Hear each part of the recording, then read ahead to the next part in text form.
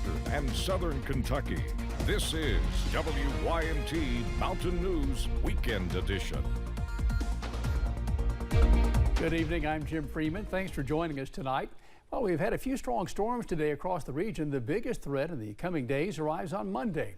We've gone ahead and issued a first alert weather day to get you as prepared as possible. Our chief forecaster, Brandon Robinson, steps in now to join us with the latest. Brandon? Hey, Jim, good to be with you tonight. We're going to see the possibility for those stronger storms to move in, as you said, on Monday. But we had some that packed a punch today. Let's take a look at the last few hours, and we're continuing to see that line try to move out, but they were coming through and hard and heavy there a little earlier today. Several warnings issued. All the weather is out of the region at this point, as you can see by live pinpoint Doppler radar. No major issues expected out there for a little while tonight. Maybe some more bands trying to filter in, and it's like nothing ever happened down in Somerset right now, downtown there. We are in the 80s across parts of the area. 70s where it rained a little bit earlier. 77 in Manchester, London, Somerset, Hazard as well, down to Monticello at 79. But look where it didn't rain. 84 in Irvine, 86 in Moorhead, 88 in Wayne, West Virginia, 84 in Grundy, and 83 in Prestonsburg. Headlines for the next couple of days.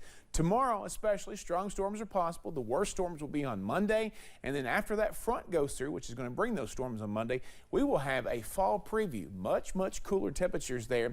For the next little bit there, we're going to see those scattered chances for some thunderstorms, maybe in the overnight hours. Not a great coverage, and then temperatures will continue to drop as we head into the morning hours there, right around 70, 71 tomorrow morning as you wake up on your Sunday. We'll talk about the extended forecast and track out those next storms coming up in just a few minutes. Jim?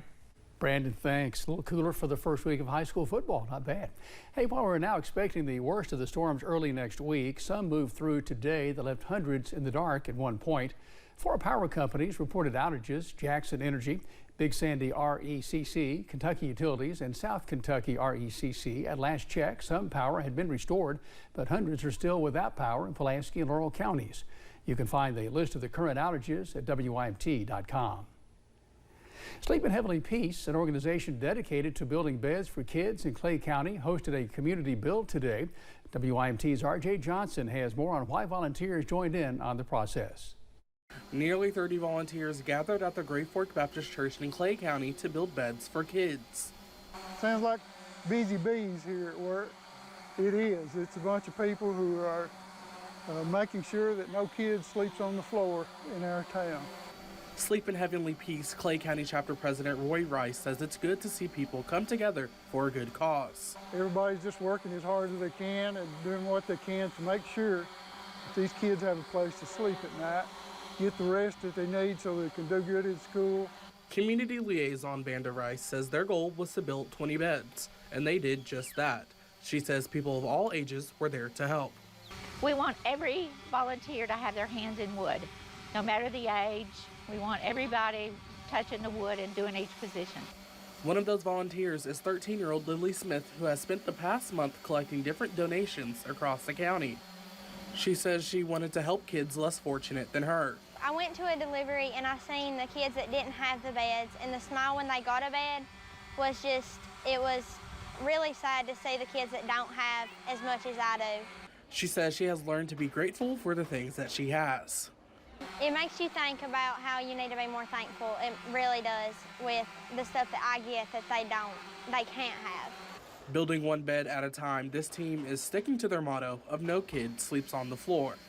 In Clay County, RJ Johnson, WYMT Mountain News.